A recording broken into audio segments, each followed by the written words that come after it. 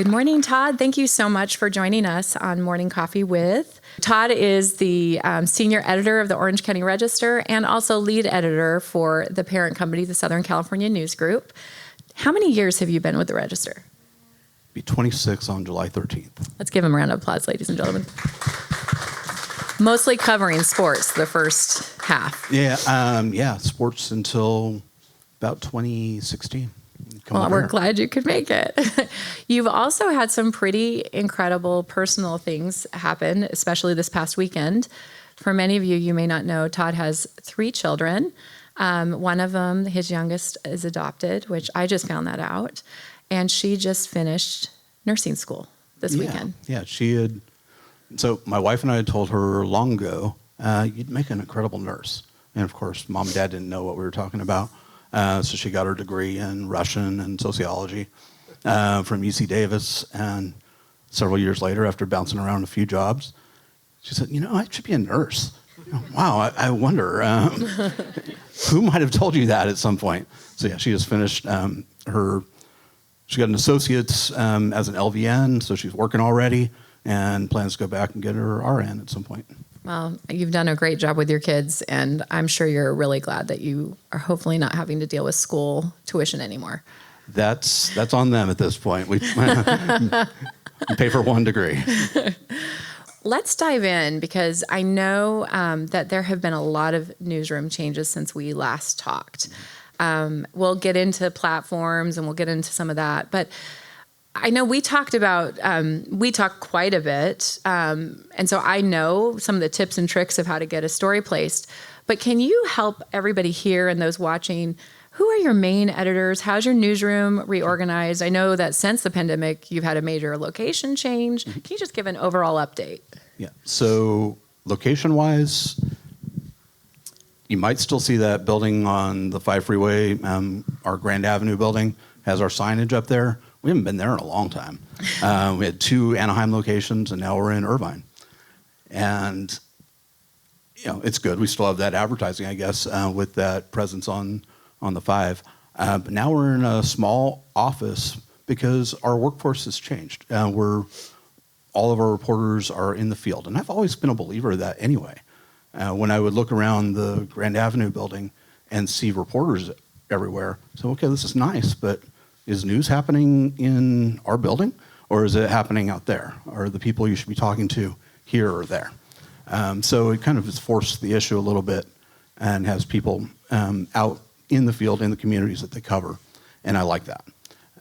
But they're also welcome to come in anytime they want, and if you want to visit us in Irvine, it's not exciting. There's no printing presses there.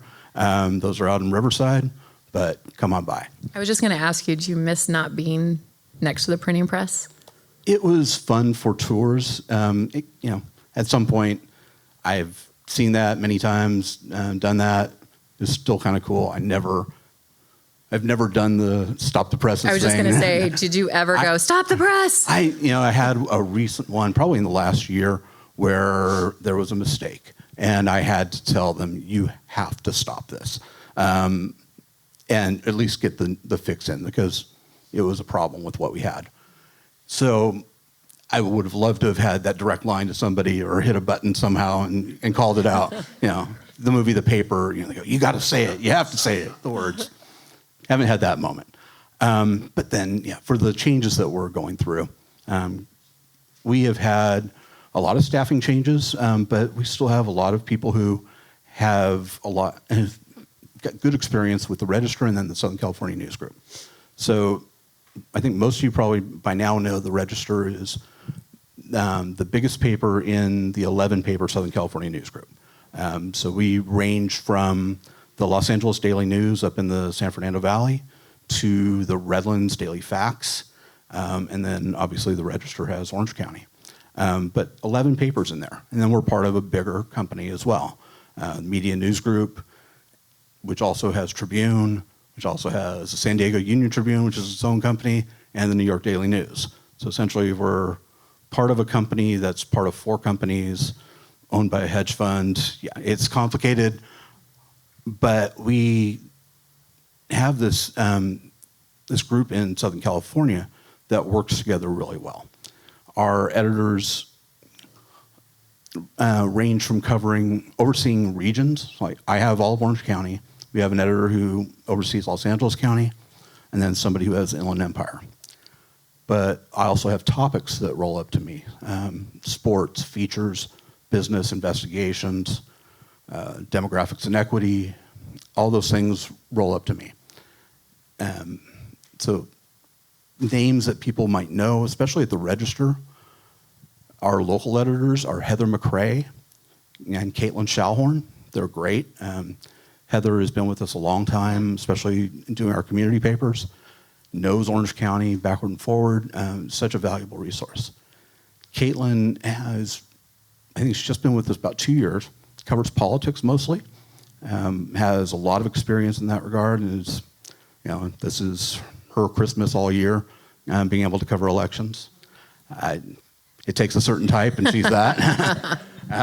Especially this day and age. Yeah, she loves it, and but she's been a great boost to our political coverage. Andre Mouchard has been with us a long time. Actually, one of the rare people who's been there longer than me, and he's in charge of our topics and projects, as well as he does a lot of writing. Does he still edit A1? Not really. The A1 decisions are mine at this point. Andre is basically trying to work on bigger projects with some of our reporters, and he's also tackled a lot of that key writing as we've lost some of our senior reporters, some of whom have retired or maybe gone somewhere else. He's a fantastic writer and has a great curiosity for some of the key topics that I think we all in this room find important.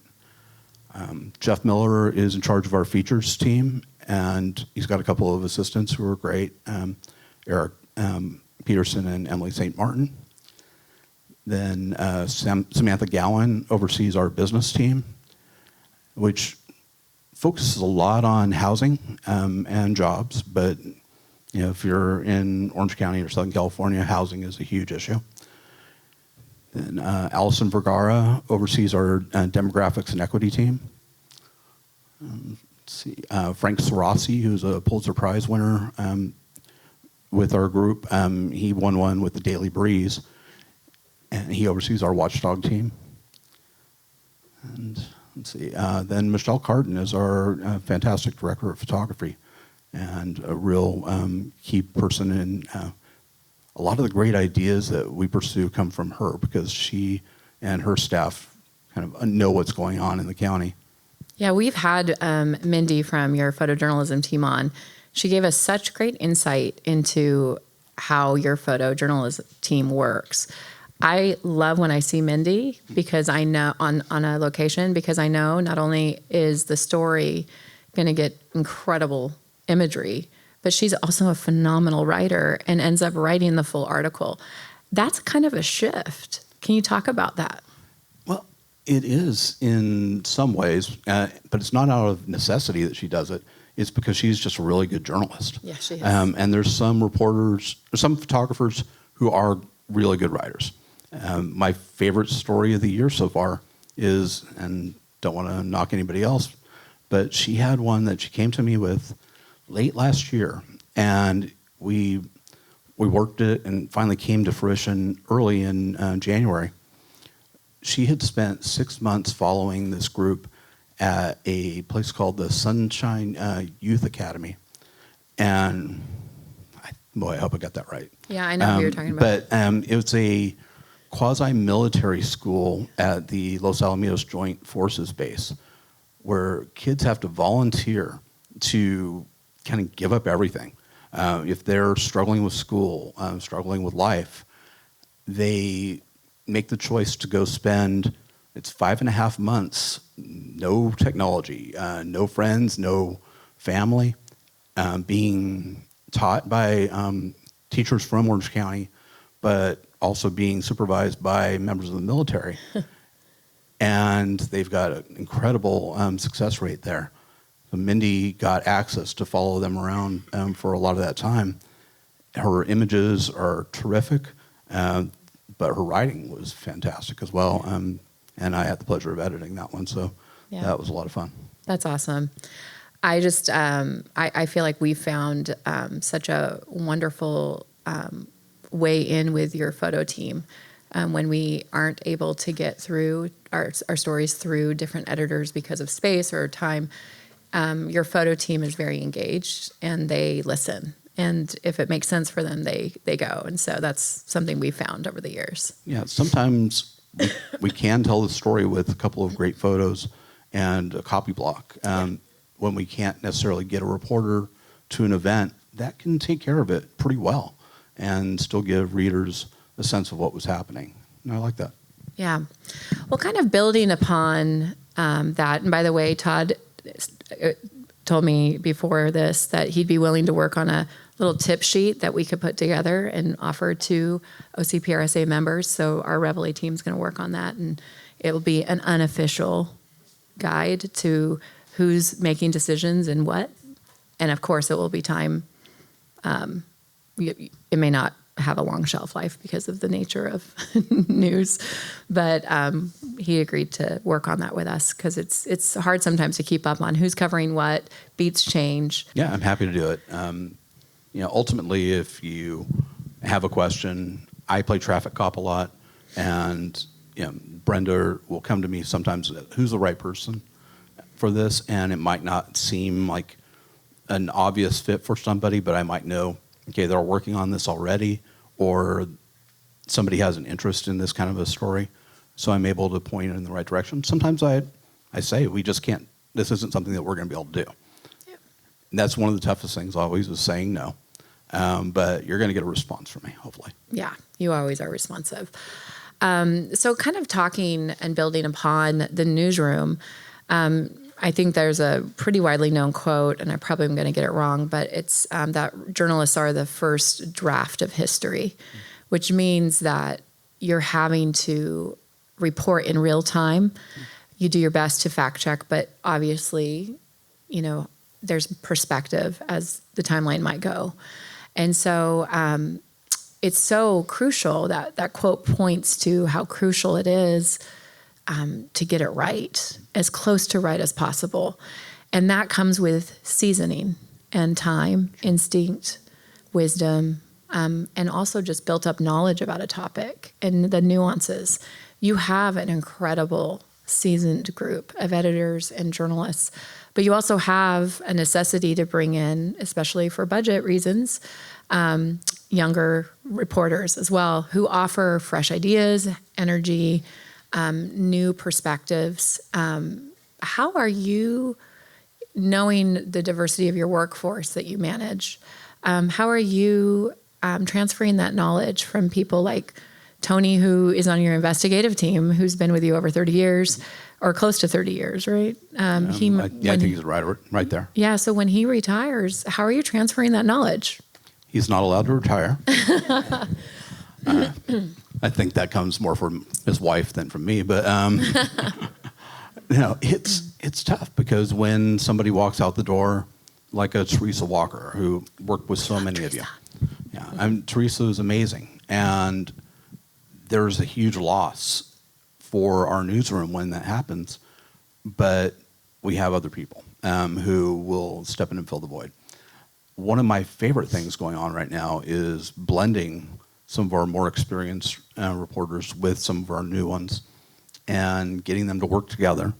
And it's, we saw this, sadly with the shooting at Cook's Corner last year, where I had really experienced reporters out there, but also some who had been with us a few months, and they were working side by side. And the newer ones got to learn, and really some sad, valuable lessons were learned that in those more than a few days of coverage. But they also brought a lot of energy to the situation. They brought some ideas, and we've got a newsroom where your ideas are valid, even if you've only been with us a short time. You don't have to have 30 years to be heard, and I think that's been essential. With some of our newer people come with ideas that make us look at a topic from a completely different perspective, and that's great. One of the things I love about our group of reporters and editors is they listen, they're willing to change, and that's kind of made it an interesting dynamic where we are not the same, and I think we're better because we have that mix going on. Nobody's going to say you have the exact same approach to a story that you took 10 years ago. There's no way. The people are different, the perspectives are different, and I think we're better. That's great. Well, you run a great team and you're a great leader, and I know your entire team respects you because they say it out in the community. So let's shift, because media has shifted significantly. I've heard you speak on panels over the years about subscribership changing from print to digital. Your digital subscribers are super healthy and robust. But let's talk about what it means to be truly platform agnostic. We see this, so I want to just kind of give some context to this. We see this being done really well by the New York Times. They have an app. They have a newsletter. They have a variety of different programs that they do. They like virtual programs. They have a cooking channel. I don't know if you even knew this, but their crossword puzzle that they put out is actually run by a team, and it's like seriously legit. I don't play crossword puzzles, but it's like a whole team. I can do Monday and Tuesday generally. You get later in the week and it's tough. I had no idea. I read this whole article and I'm like, wow, this is a thing. But they do their reporting incredibly well on Instagram. So does the Washington Post. So I know everyone has shifted from writing just for newsprint, though I do love a good front page above the fold story under that masthead. I will always love it. But I do consume most of my news digitally with you. Sure. So what does it mean for the Register and maybe the Southern California News Group to be platform agnostic? And then how are you hiring to support that? So we focus on the journalism and then figure out how to get it to you. It's really one of those things where our business used to be sort of passive in that regard. We would go out and do the work and have great stories. And then from there, you just kind of surrender it. If the delivery guy didn't happen to get it on your porch, you might never see that story, right? Now we are trying to go where you are as a reader. And that can mean through newsletters, so it's in your inbox and you're finding the stuff there every morning or in the evening. We have our social team that is exploring the new ways to get you the information. X/Twitter isn't that great for us anymore. It's kind of rare that a story hits there, although we had one last week that really did. But something like Instagram, we're finding inroads there. We have a really creative social team that can tell a good story, and then it's got a link for the people who want to read the full story after that. It's a challenge, but we have more readers than we've ever had. They're just finding us in different ways, and we're finding them. And it's traffic that we can rely on because our analytics tell us that this is what somebody's reading. This is how much time they spent on a story. This is what they did next. So we have to learn from what the analytics tell us, and then that shapes how we're going to go about something down the road. We're still going to cover the important stories no matter what they are, even if maybe the last one wasn't a huge digital success for us. But okay, if something was, then maybe we realize there's an appetite for that kind of coverage and we can pursue it. In terms of hiring for it, we certainly are only hiring people who are digitally savvy at this point. It's not something where if somebody said, well, I just care about the story, I don't want to do anything with it at that point. Wait, you don't want to discuss the story with anybody? You don't want to engage with the audience? You have no interest in working with our social team to try to present it in the best way so it reaches people? That doesn't interest us. But it's the ones who say, okay, I think we can do this with it, and we can hit these social channels, or we can we can go to an event where people are going to be talking about it. We can have a virtual event around something. We love those kinds of ideas. So we're looking for those people who come armed with that when we hire. That's great. And I also heard, rumor has it that your gardening virtual program is like a huge success. People love that. Isn't that funny? When they did the series on tomatoes a couple years ago, it was huge. And it's some of the best traffic we ever got. Tomatoes. I actually do want to learn how to grow tomatoes, but in my free time. And I've got to give a shout out to our Bookish program I love Bookish. that Sam Dunn runs. It's talk about something that's fun and valuable. And people still read books, I've heard. And then to be able to get great authors on to discuss them and talk about such a valuable resource.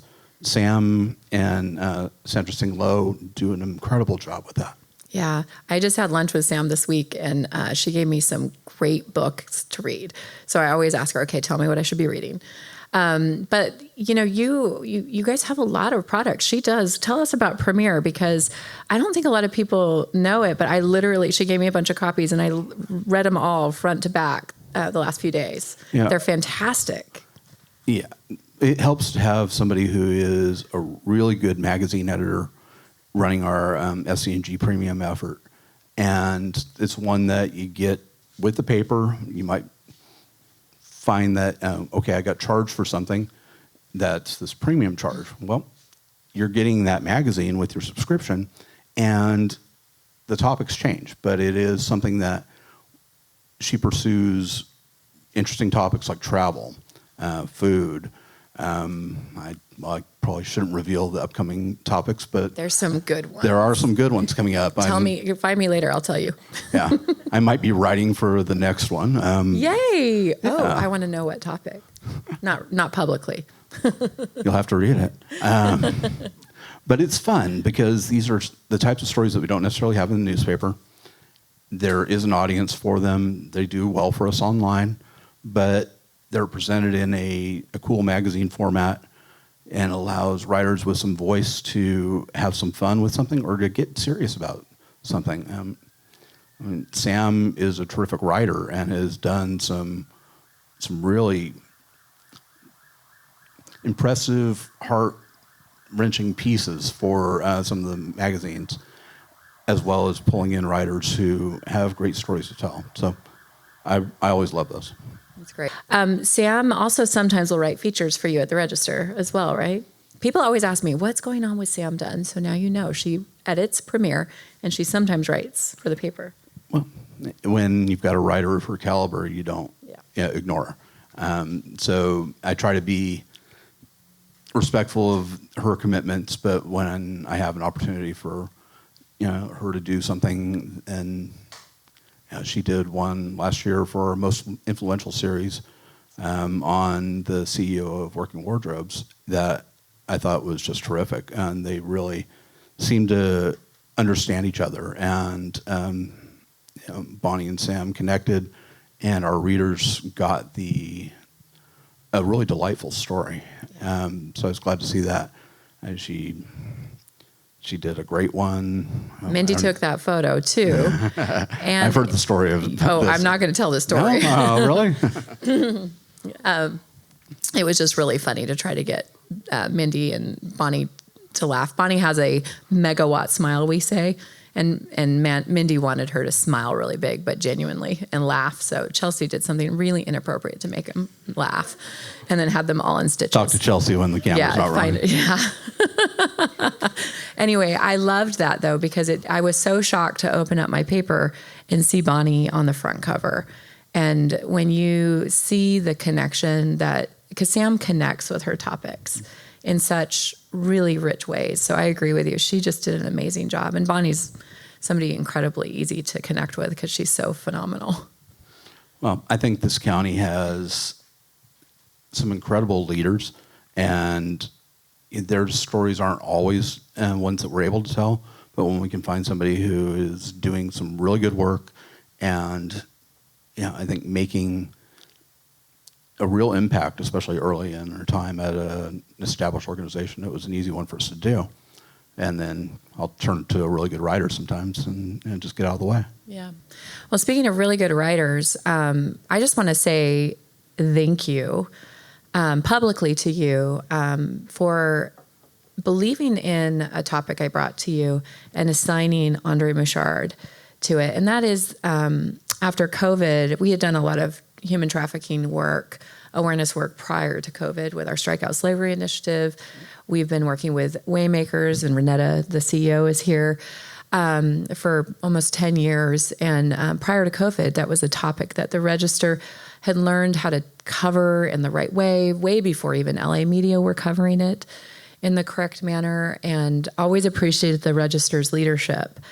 But COVID hit, it didn't become a priority, but then we started to see the resurgence of it, and we were seeing media, not at the Register, but at other outlets, really truly not having that background of how do you talk about this topic in a victim-centric way, a survivor-led, respectful way, and really understanding the complexity of it. And so I appreciate that you trusted me with that, and you attended an event with Susan Samueli and the group Ending Human Trafficking Collaborative, which is a group of very concerned philanthropists who want to try to find a way to make a difference here locally.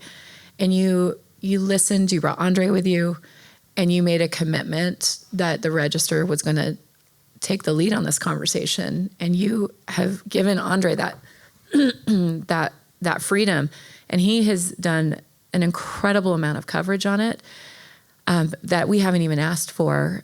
Sometimes we'll bring him stories, but he is finding the stories, and it's so enriching for us to see that it's smartly done. It's done with the right context. He's finding the right sources. He's asking the right questions, and I couldn't be more pleased with how that whole scenario has turned out, because it's really impactful for our community. So thank you for your trust, your leadership in that, and giving us somebody like Andre. His ego is just going to be out of control if he sees us. I'm going to have to mock his golf game, I think. No, it's easy when you've got a compelling topic that is important. And when you came to me with the idea of what was going on, I remember we were talking at lunch one day, and you said, this is what we're going to be doing. So when it came around, it was something that I wanted to pursue and at least hear what was going on. And I thought he'd be a good fit. And he's got a curiosity as a reporter and an editor that I think serves our readers really well. He asks terrific questions.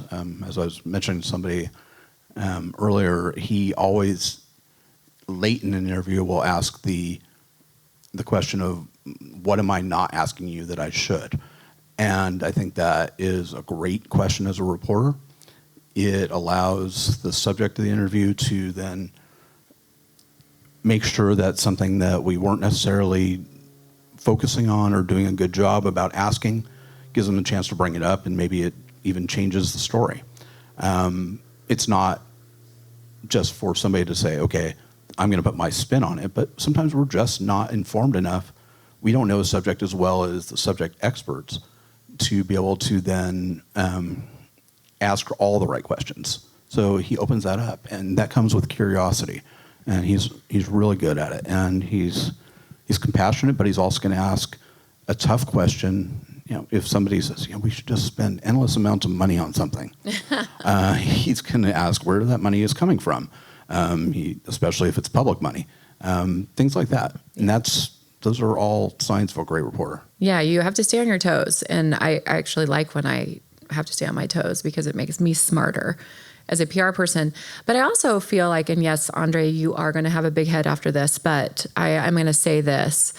We also know that when the story requires the right level of sensitivity and the curiosity necessary to cover it in the right way because of the significance of it, we know that he's the reporter we bring it to. And I mean, we have Marcela Rios-Faust here, the CEO of Human Options, and she had a very unique grant from the state of California around gun control as it relates to victims of violence and domestic violence. And that it was a very nuanced, it's working with law enforcement. We needed someone to do it. And Andre took it and he did it right. And it was something that I know that Marcella appreciated, but we really felt that the public awareness that came from that story was so key. And what that did is that it set him up to understand who Marcella was, so that when the tragedy of Cook's Corner hit, he knew who to call when it involved law enforcement, guns, and domestic violence. And there's nothing more important than when a journalist understands that they have a really reliable source. And Andre really understands that. Yeah, I agree. There are times when you have to be able to make quick decisions about who to call on a story that's breaking like that. And if you're somebody who's spent as long as, Andre grew up in Orange County. Yeah. He knows this county really well and knows how to engage with the right people who will help him be able to tell the right story. And that's important for a reporter and editor. He can point his reporters in the right direction as well. And sometimes it's having that quick discussion. And that night, I remember, we were saying, who do we need to talk to? And we bounced names around, and Marcella's name came up. So, okay, this is going to be part of the story that we need to do. It's something that sometimes we lose in the current environment, too, because we don't have everybody in the newsroom. Yeah. But I've got enough people there where we still have that exchange of ideas, and that's really valuable. Yeah. Well, let's talk about that, because you have a really big year right now with the election. So it's going to dominate your URL. It's going to dominate your pages. I don't even know what we say. It dominates your website. There's a lot of talk right now about bias in journalism. And we just were at, you were supposed to come to an event the other day and you canceled, which I totally understood, because the Trump verdict had just come in, and he's a former president.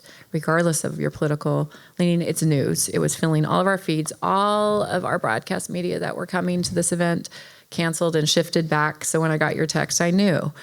But what I appreciated about when I saw you, the week after, is you said I had to get the team together and figure out how are we going to cover this, because we have so many different perspectives in the county. And I appreciated that you were making sure there was representation across that story. How are you helping manage bias and building trust and ensuring ethics are happening in the coverage that is to come? It's an ongoing process. It's something that starts from the moment we interview somebody to come on board. I will ask somebody, okay, where on your social media will I find your political biases? Because I'm going to look. And some people can honestly tell me you won't. Some it's pretty easy to see right from the start. I am one, and I've got some people on my staff. We register no party preference. Everybody's entitled to vote, but it's being part of a political party as we cover politics right now is tough. I don't like that. So any of my people who are feel good about registering that way, I think that's a good idea. Then it's a matter of coaching through the whole process.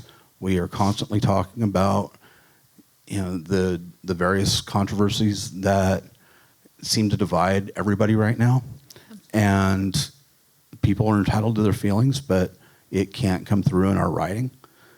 We have opinion pages, and they're there for having that kind of coverage. From the people who select our wire stories to our reporters who are covering, whether it's elections or, clearly the demonstrations on campus, the encampments, have been big issues for us, and people feel strongly. I get that, but our readers deserve to have coverage that is as straight as possible on this and without the bias of the reporters who are involved. So it's being aware that this could be an issue, talking about it constantly, and then if something pops up, we address it. We're not perfect. People are going to, I had somebody once tell me, when I was a much younger reporter, that there's bias involved in just what we choose to go first in a story. And, I pushed back a little bit and said, well, no, I'm objective. So, well, you chose this quote first as opposed to this one. And, he was a veteran reporter, actually just passed, T.J. Simers from the LA Times and then the Orange County Register. And he would kind of call BS on it. And he'd say, you're going to make choices, and people will be able to say you're biased because of those choices. And there's no way around that. Sometimes I'm just going to choose this is a better quote, and you might read into it that it's something that it's not. You won't believe, last week, former President Trump was in Newport Beach to have a campaign stop on Harbor Island, and we had a story about the road closures that were coming up, so that people would know this might not be an area that you want to go on Saturday. We got people saying, that's your agenda. You are so anti-Trump that you are trying to show that he's disrupting life in Newport Beach. That's not it at all. We don't want you going into an area where you're going to be snarled up in traffic, or if you're trying to get to this area, we want people to know that. And somebody said, well, no way you do that if Biden came. Absolutely we would. Yeah. And we'd have the same story. I appreciated it because I decided not to go to the breakfast place down there that week on Saturday. That's what I was telling our reporters, like the people whose brunch plans are going to be so messed up if we don't put this story out there. And I was like, we could go. And I'm like, oh, never mind. We're not going down there. Yeah, I avoided Newport on Saturday. Yeah, it's hard. And, you were on a panel last week with several members of our local media at various different outlets. And one of the panel members brought up the Register and the LA Times and how you covered a story that was happening out of Huntington Beach. And he was saying that the Register covered it objectively because you were just reporting on what was happening. And then he criticized the LA Times as having an agenda through their headlines and their coverage, because while you covered what was happening on the community level as a whole with the gathering, they chose to tell the story from the story of the person. They used a headline that was the quote from the person impacted by that story. And he said that led with bias. And I am wondering if you could provide some context, because that, in my opinion, was point of view reporting. It was reporting from a certain point of view. And you're talking about choices. You have to be careful, because if you do too much coverage that way on a certain subject, then yes, you could say that overall you might be biased as a news organization or a specific news organization. But can you talk about the difference between biased reporting, biased headlines, point of view reporting, or even, some people, categorize the New York Times as a liberal leaning or a liberal paper. I find their coverage very similar to Associated Press, which is pretty balanced. New York Times just provides deeper layering and sometimes a more academic approach. I'm not saying that they're not liberal leaning. It's just that I find that they're not as liberal leaning as a lot of people might think they are, just because of some of the choices that they make in providing complexly. Can you talk about that? Because I think it's important that we start thinking about that as we're looking at the coverage ahead. Sure. So when that came up in that panel discussion, I was a little surprised because I thought both stories were fine.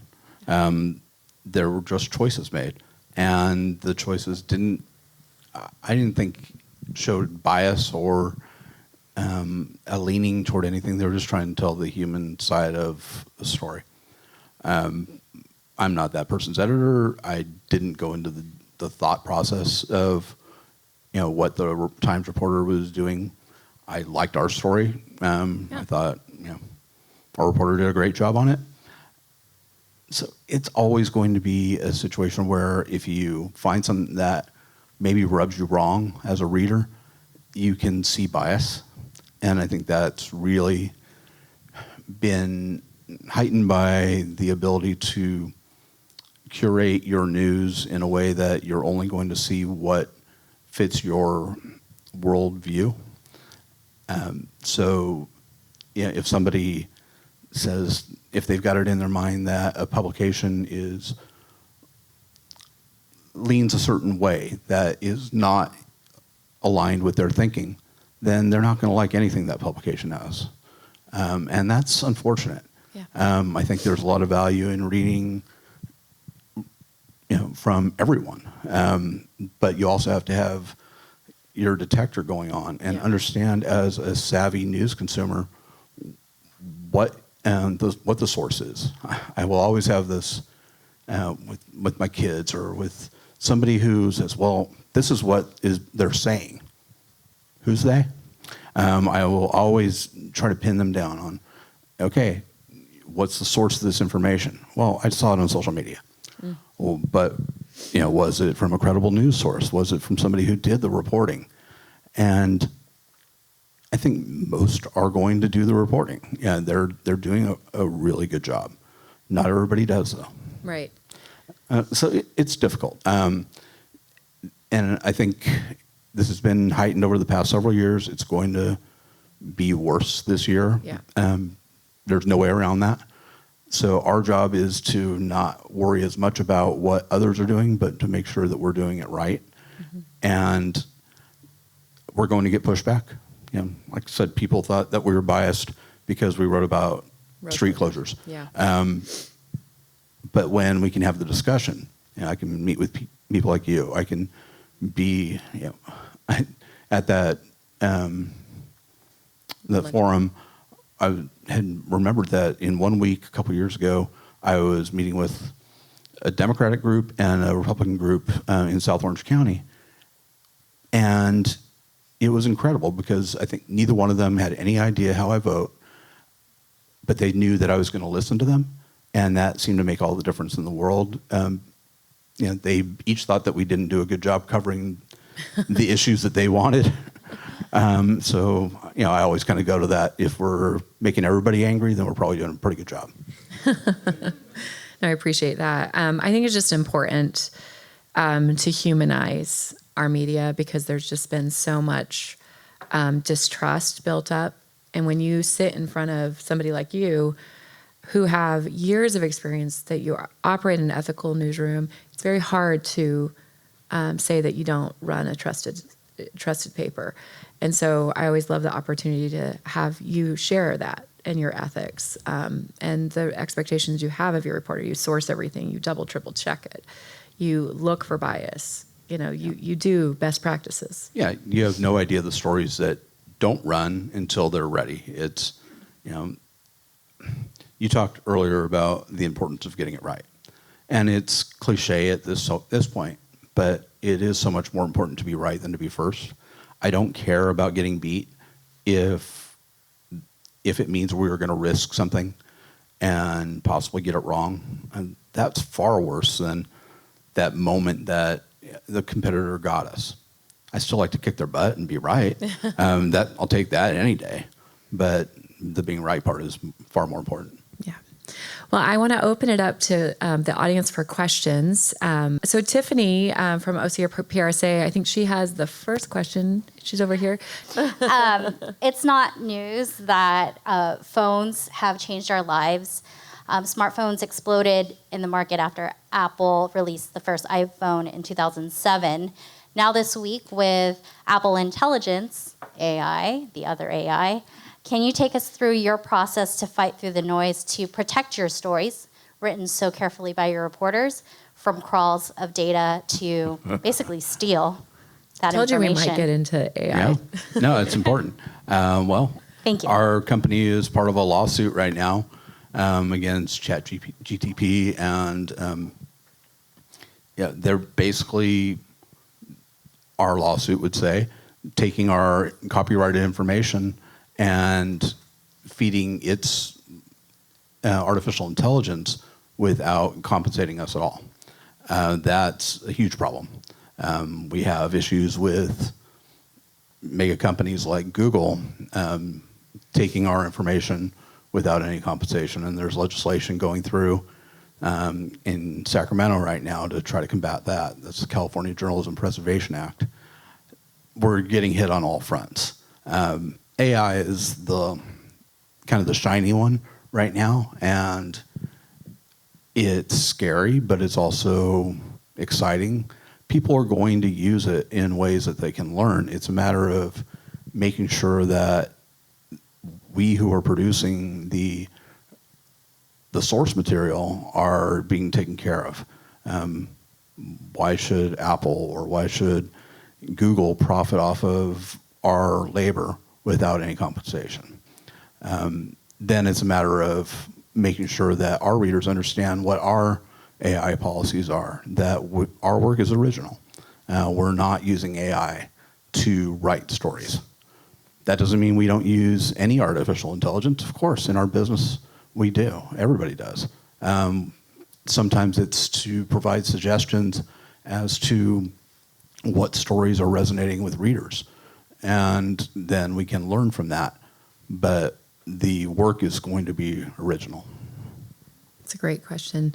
Great answer. Matt Prince from works with Taco Bell talked about the power of stewarding AI, and that's maybe the next profession that we're going to see coming out of universities is how to really steward it and harness its power, but in an ethical, transparent way. Do you have policies that you have enacted across your organization as it relates to AI? Yeah, absolutely.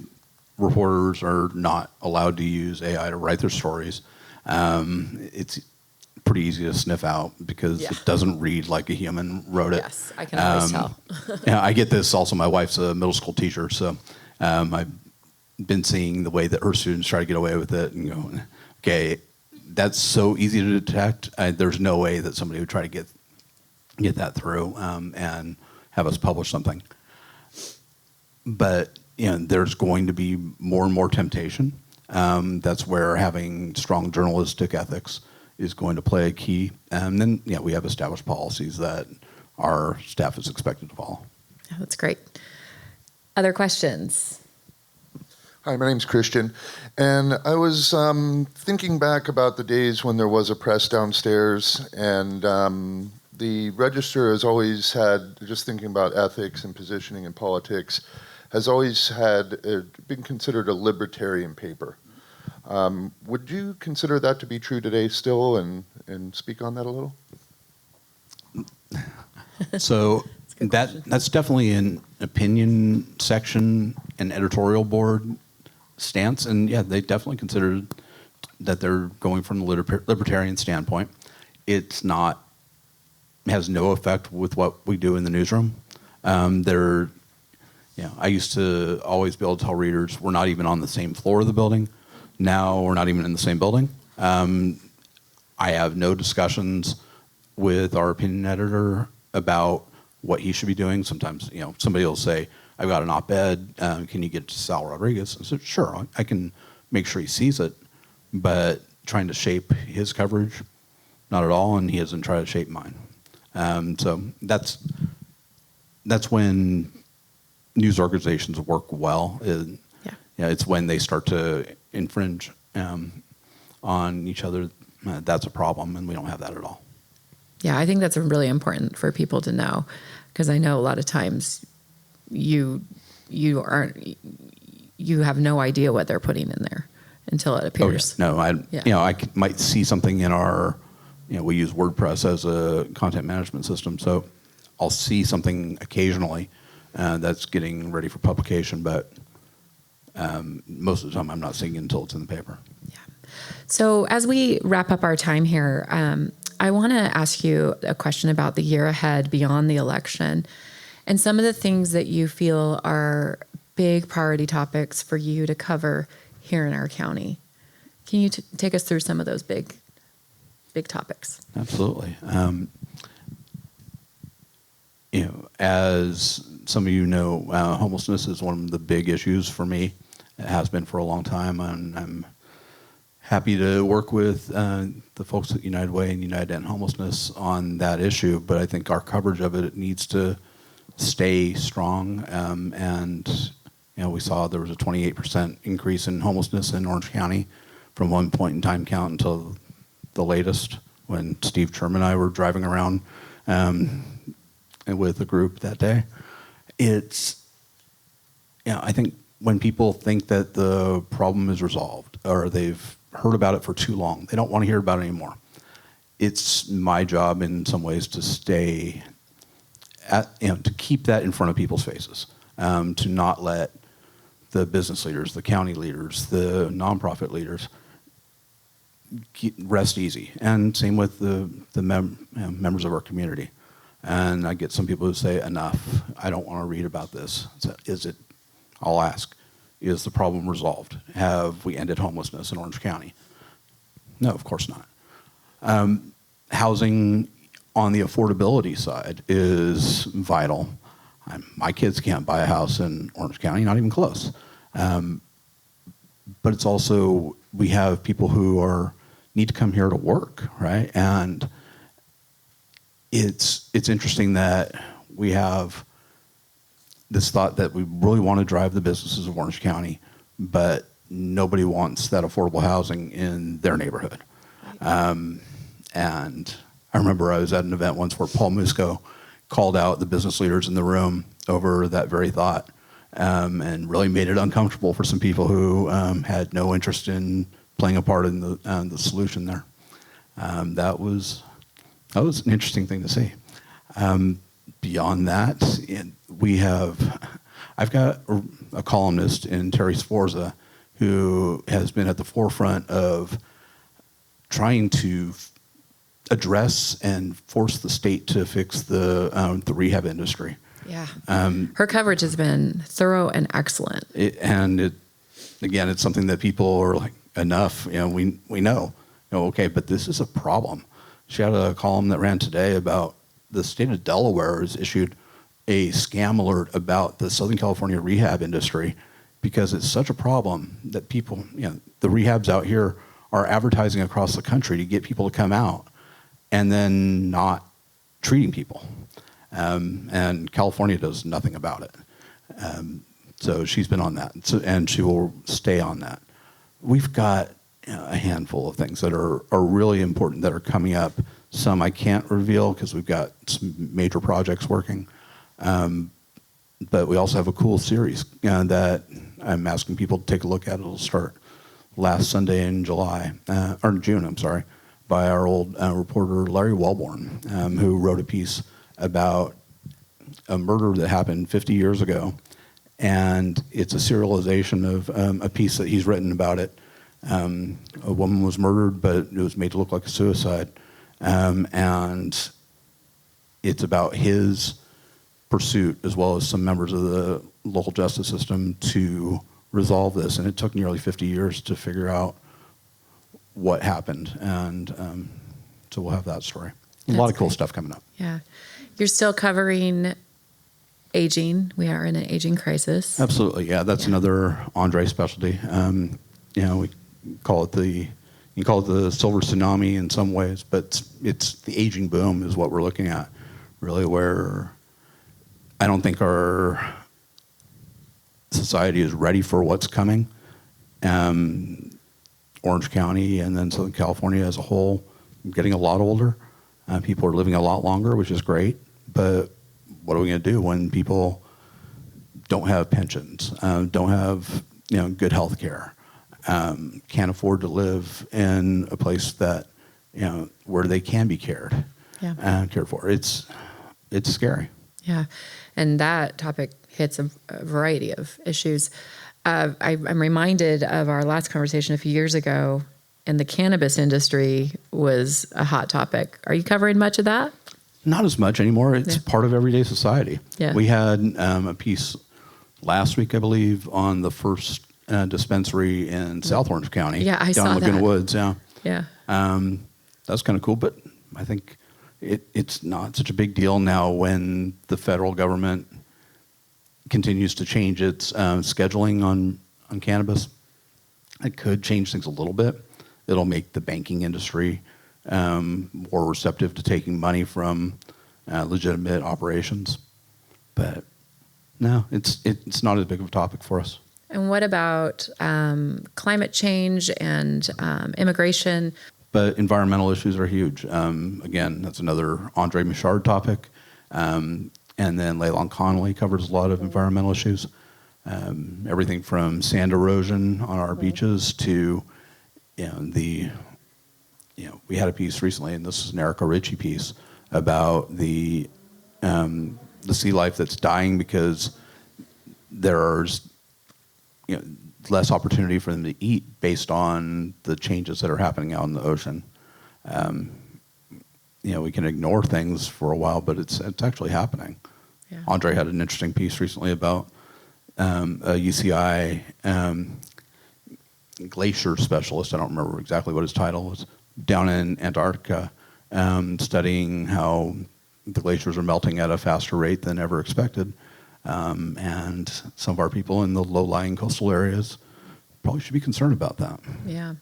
Erica Ritchie, that's a name that I've worked with for 20 years. I love that she's still with the paper. No, Erica's terrific. She's amazing. And she's one of those people who has some incredible instincts, covers the military really well. The night of the Cook's Corner shooting, she knew exactly where to go, and she was at the hospital before many people were, and getting the story. We had terrific coverage that night, in large part because of her. Yeah. Well, you've just provided such a rich conversation about the incredible work of your paper and your organization. I don't even know if we call it a paper anymore, right? You have such a great digital subscribership. I really encourage everyone in this room to go and sign up if you haven't. It's not that expensive to sign up. We need more subscribers to ensure that this kind of local journalism happens, whether or not you're in Orange County or in other parts of the United States. Local journalism is so key for a society to thrive, and we are so fortunate to have Todd and the Register tell the complexities of our county every day, the richness of it, and I just want to say thanks, Todd. You're awesome. Really, truly a pleasure.